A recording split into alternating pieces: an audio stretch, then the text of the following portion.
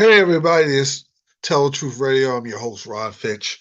I'm waking up this morning to the aftermath of some great NBA action yesterday, and got to talk about the Knicks and Pacers. That was a great game, unfortunately marred by controversy that I detest talking about the officials, but I have to. Um, Indiana played their pace. This is how you want to come out, a young team in game one and just ball out, but you don't want to lose the game. Man, it was just if you're an Indiana fan, you're mad at your your team, you're mad at the officials, but I'll give you why you should reason why you should be mad at both. Knicks win 121-117. Everybody talked about the fourth quarter, but Indiana blew this game by Indiana played their pace. They induced the Knicks into running. The Knicks are a team that wants to physically beat you up. They'll run too, but selectively. Indiana got the Knicks out of their comfort zone and they ran that ball down their throat.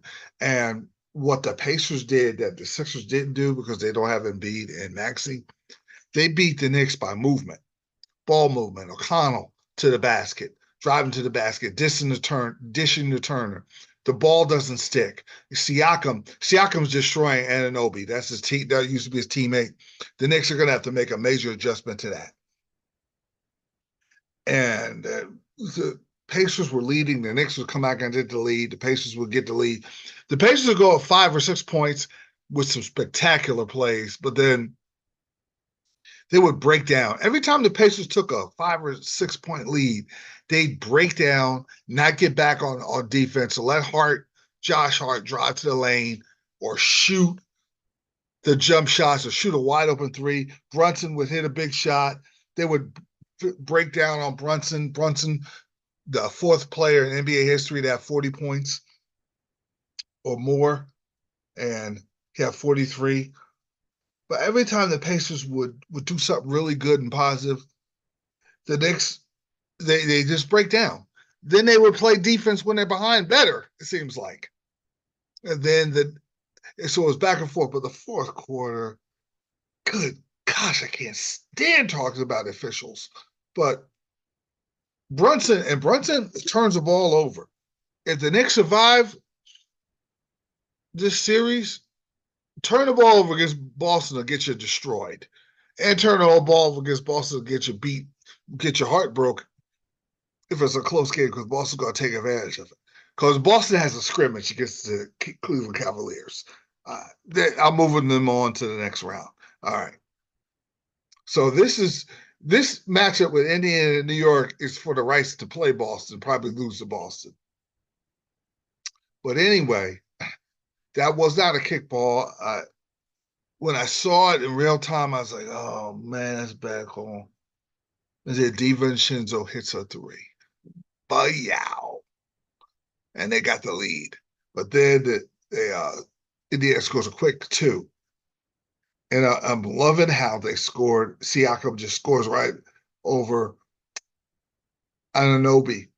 So now the Knicks just have to get the ball in Browns, and Brunson throws the ball away. Brunson should have got called for the previous turnover, and he didn't. So now the Pacers have a chance to win the darn game, and they're driving in the lane to win the game, and then they call that illegal screen, which it was, but it was just very minimal. But DiVincenzo acted, and DiVincenzo took a chance because they don't call that. Indiana's scoring and probably win the game because they had numbers once Halliburton was going downhill off that screen. But they called it, and then Nimhard, my guy, because I bought this kid Chick-fil-A when he played in high school. He came out here to Jersey, so I know Nimhard from the Mount Verde days. He makes a dumb play, and he's a heady kid from Gonzaga. Played at Gonzaga, heady kid makes a dumb play, grabs Brunson, before the inbound free throw, more free throws. They're up 4, and Indiana loses the game. Indiana, and I like what Turner said. I like what the coach said. Yeah, it was bad calls. I didn't like it, but you're not going to get any calls in Garden. That shouldn't be. It should be somewhat fair. I mean, you're going to get a couple of hometown calls, but not like this. But he said, we got to take care of business. And Indiana played their game. And like Turner said, if we could have done different, we didn't have mistakes and we cleaned that up, that's a different story. Indiana could have won this game going away, without a doubt. If when they get a lead, they could increase their lead to 9 or 10 points, and even more if they keep the intensity. But they do take chances. They get a lot of steals because that allows them to get into the open court. The only problem is you're running the risk of giving up open threes and giving up layups, and that happened a lot too. They got a lot of steals from the Knicks. Knicks were sloppy, but they gave up a lot. So what is now going forward? What does the Pacers do? Do you fold and get beat up in game 2? Or do you take the momentum of playing well in the Garden and making adjustments and doing what you have to do to make sure you win that game 2, and you continue to run the Knicks raggedy up and down the court? Obi Toppin with that beautiful dunk. Obi Toppin's a problem. I don't know what the Knicks would. I would have kept Obi Toppin. But anyway, the Knicks win, and they're up 1-0. And I'm going to tell you something. The Knicks got a hard time winning Indiana. They better win game 2, because Indiana, it's going to be hard to win here. The way they're playing here in the Garden and the way they're play a fast-paced game in Indiana, and there'll be no Knicks fans in Indiana. They can't stand the Knicks. This is an old-school rivalry. So you might have Spike Lee somewhere in the stands and a handful of Knicks, and that's it. Knicks fans, and that's it. But it's going to be a really competitive, good series. Now, I told everyone that the Timberwolves are going to give the Nuggets all types of trouble. I know they're going to do this now. They have annihilated the Nuggets both games, especially this game when they were up 61-35 at the half. They beat the Nuggets 106-80. It wasn't even that close. Karl Towns went to work. Congratulations to Gobert for having a new child. They let him go, be with the baby's mama, or be with the mother, I would say, in a classy way. And so they didn't have him, and they attacked Denver. If they're going to play defense like that, they're going to win the championship. I don't know if they can play defense like that every night, but if they play defense like that, that's the only kind of defense that would stop Boston. They would be able to beat Dallas. They would be able to beat OKC if they're going to play defense like that. They're the number one defensive team in the league. Now, a lot of times, you're the number one defensive team in your sport, you got a chance to win, regardless. Defense wins championships. And I watched a play where they were all over Jamal Murray. It was almost like this ain't the Lakers moment. You're not going to get off a screen and just shoot an easy jumper. We're going to harass you. We got length. We play defense all night long. And they were all over Djokovic. And I think Djokovic's words after game 1, that would make me nervous.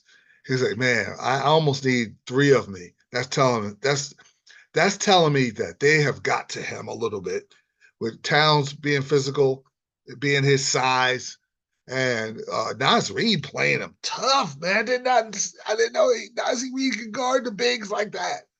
He is a definition of true hard work. Hard work wins. Very talented high school guy, didn't know that he had the foot speed to be nothing more than a jump shooter, and he could shoot it, and he's a lethal shooter, but he does everything else. And that team is connected. They're playing for their coach who's hurt, who's got a broken leg. They're connected team-wise, chemistry-wise, symmetry-wise, everything you could think of is Minnesota is connected. And it's they guard Alexander and McDaniels are long and they're guarding the heck out of you. Alexander and Naz Reid are giving you 28 points off the bench combined. I mean, and you got a master point guard in Conley who is known for Denver, who's hurt Denver. So you got a guy that could almost go toe to toe with Murray. Not quite as good as Murray because he's older, but he's a quality point guard. You need to go up against Murray. And then your role players like Kyle Anderson doing what they have to do. And then Ant-Man, it's just he's the best player in the playoffs right now. Because the difference between him and Brunson, he don't turn over like Brunson. Brunson will give you 40, but Brunson has a perchant history of turning his ball over in the playoffs at the wrong time. You look at the Sixer game. Now, I don't want to hate on Brunson because he's the man. He is. When the Knicks got him, I said, that's piece number one to your championship puzzle because I saw how clutch he was in Dallas. But Ant-Man is the man right now in the playoffs. And he's been great. I like Minnesota, barring them screwing up those two games in Minnesota. Denver could get one and then maybe make a run and make a comeback and win in 7. But if Minnesota's going to play like this, they're not getting a game. They're not getting a game. Minnesota's very tough to win there. They barely beat Minnesota last year on a championship run. And the only thing about Denver is they've been kind of obsessed with LA, the Lakers. You win a championship against the Heat, and you're talking about LeBron as your daddy. And the worst thing that happened to Denver looks like is playing LA the first round, and the euphoria and the excitement of winning that felt like a championship game. So now you're playing a team that wants revenge on you too, like LA did, but you're not. You're thinking, well, okay, we'll take them in 7. We can ease our way in the series. And Minnesota's trying to take you out, and they probably will take him out because Murray's hurting a little, but he's still playing. But they don't have enough. Porter will give you some.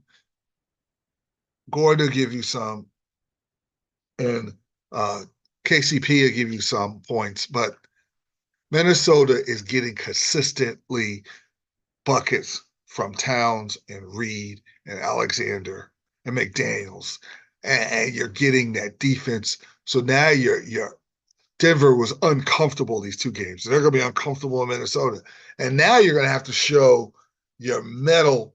Are you worthy to be a 2-time champion? Are you a one and done kind of champion? Are you the Pistons of 205? But they got to the finals at least. Are you that team that had that good run, or are you special? Let's see how special you are. You're going to go into Minnesota, you got to at least get a game. But we'll see.